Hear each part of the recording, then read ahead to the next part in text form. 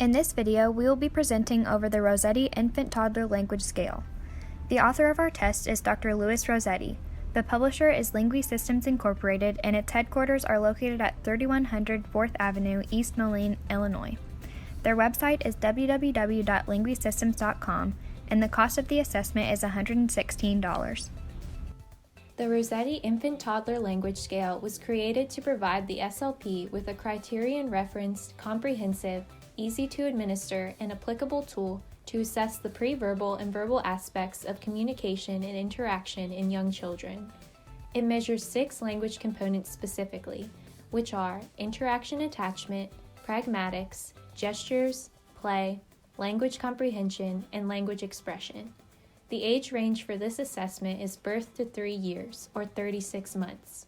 Similarly, the grade range is birth to preschool.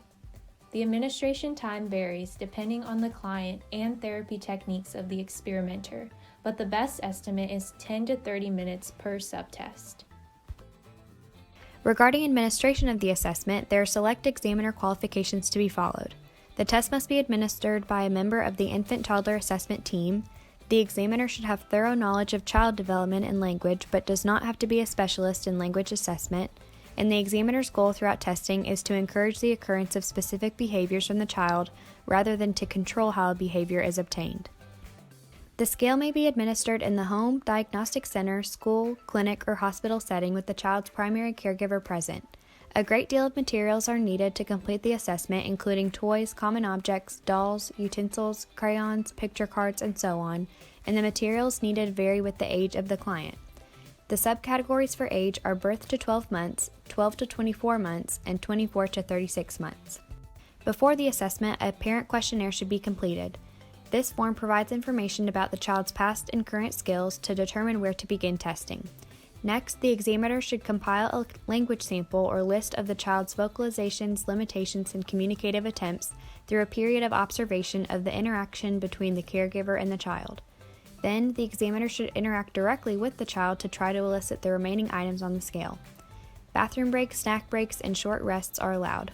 The examiner should make frequent positive comments to the child about his or her efforts, but not about the accuracy of his or her performance. The examiner and caregiver are allowed to prompt the child to perform certain tasks when needed. Prompts may include a demonstration of the desired behavior or general comments of encouragement to try a task. Here are the first 2 pages of the 4-page parent questionnaire that should be completed before the assessment begins. Again, this form provides information about the child's past and current skills to determine where to begin testing, therefore acting sort of like a case history.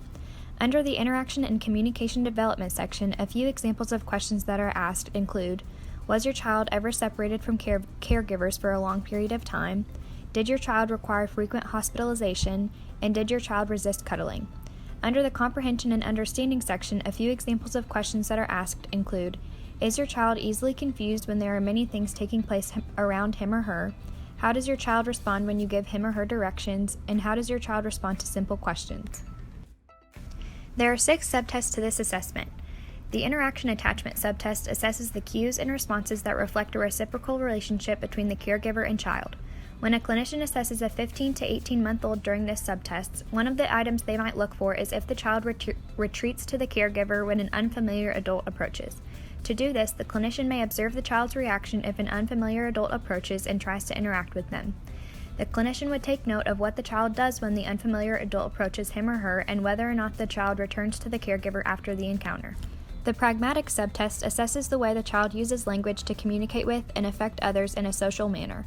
When a clinician assesses an 18 to 21-month-old during this subtest, one of the items they might look for is if the child uses words to interact with others. This would involve observing the child's interaction with others during the assessment.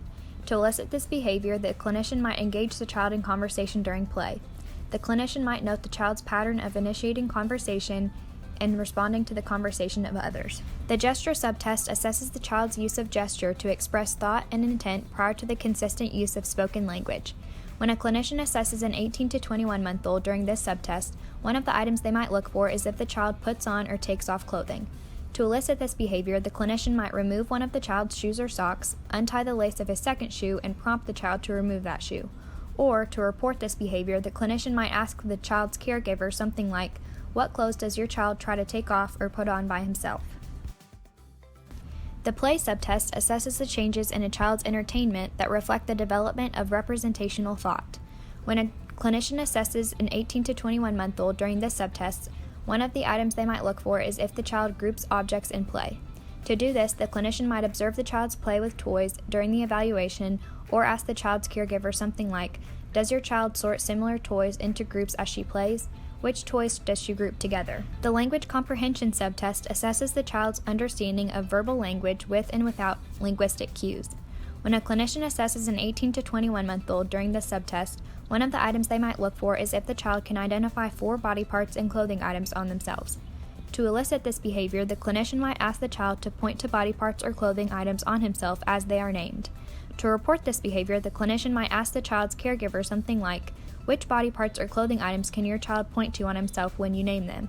Or, "Can your child point to 4 body parts or clothing items on himself when you name them?"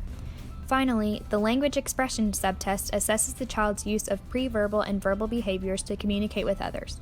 When a clinician assesses an 18 to 21-month-old during this subtest, one of the items they might look for is if the child uses sentence-like intonational patterns. To do this, the clinician might observe the child's vocalizations and verbalizations during the evaluation. To report this, the clinician might ask the child's caregiver something like, "Does your child sound as if she is talking in sentences at times?" To administer the assessment, begin with the interaction attachment area, starting 6 months below the child's chronological age or developmental level. If all components of interaction attachment are not reached at this age level, testing will progress backward until an age is reached where all items are mastered. After a basal level of performance is reached, testing will progress forward until the child fails all items for a development level. The determined age level is referred to as the child's ceiling level of performance for that developmental area.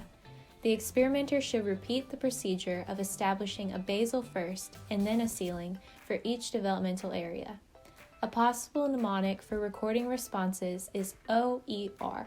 The O is for observe. Observe the child spontaneously demonstrating the target behavior. The E is for elicit. Elicit the target behavior from the child directly. And the R is for report. Report to the caregiver if the behavior is not observed or obtained during the assessment. The following video clip is a demonstration of a small portion of the language comprehension subtest of the Rossetti Infant-Toddler language scale for an 18 to 21-month-old child. In the demonstration, Sarah is acting as the examiner and I am acting as the child. Sarah will ask me to complete 3 items within the language comprehension subtest for an 18 to 21-month-old child, including understanding the command "sit down" and "come here," identifying 4 body parts and clothing items on self, and identifying pictures when they are pointed to. All right, Anna Claire, will you come here and sit down, please? Thank you. All right, I would like you to point at your nose and point to your lips and point to your shirt and point to your sweater. Okay. Next, I'm going to point to these animals and I want you to identify them as I point to them. Okay. Penguin, giraffe, bear, Okay. camel, chicken, pig, Okay. tiger, elephant, turtle, Okay. cat, frog, crab, Okay. bird, spider, zebra, Okay. snake, cow, fish. Okay. The 3 methods for recording responses, which are observations, elicitations, and reports, carry equal weight when it comes to scoring. It is important that a child demonstrates all behaviors within an age range before that developmental age can be considered mastered. If not all behaviors are demonstrated, that developmental area is considered emerging. Each subtest includes scoring guidelines, questions for caregivers, and testing tips. The same test items may be found in more than one developmental area because a specific behavior may signify the child's development in more than one scale. The child is assessed every 3 months and their performance is compared to predetermined developmental parameters by by leading authorities in the field of infant-toddler assessment. He or she will not be compared to typically developing peers. Severity rating guidelines allow the experimenter to analyze the results and best determine the severity of the child's delay. A mild delay is present if a child's ceiling level is 2 age ranges or 6 months below chronological age expectations. A moderate delay is present if a child's ceiling level is 6 to 12 months below chronological age expectations. And a severe delay is present if a child's ceiling is more than 15 months below chronological age expectations. Here's a completed scoring protocol. As you can see, we've marked whether the subtest objective was observed, elicited, or reported with an X. In this example, our hypothetical client is 18 to 21 months old, and she has mastered all the language subtests for this developmental age. The experimenter is also given space to make comments on any important developmental markers, such as the child helping to undress herself. As with all assessments, the Rossetti Infant-Toddler Language Scale has strengths and weaknesses. The following points include some of its strengths.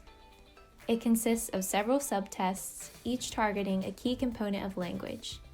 It is relatively simple to administer. Each subtest lists cues and prompts for elicitations from the child. It includes pragmatics or social language testing. The same test can be repeated and used up to 3 times on a child. It incorporates toys, games, and motivators. The parent or caregiver plays a key role in reporting, and language samples are observed. The test's weaknesses, on the other hand, lie in that it is criterion referenced, not norm referenced, meaning the child is not compared to typically developing peers. Instead, he or she is ranked on a mastery of specific behaviors. It is not a good predictor of ability since it examines only current knowledge. It does not provide standard scores. It is not culturally sensitive.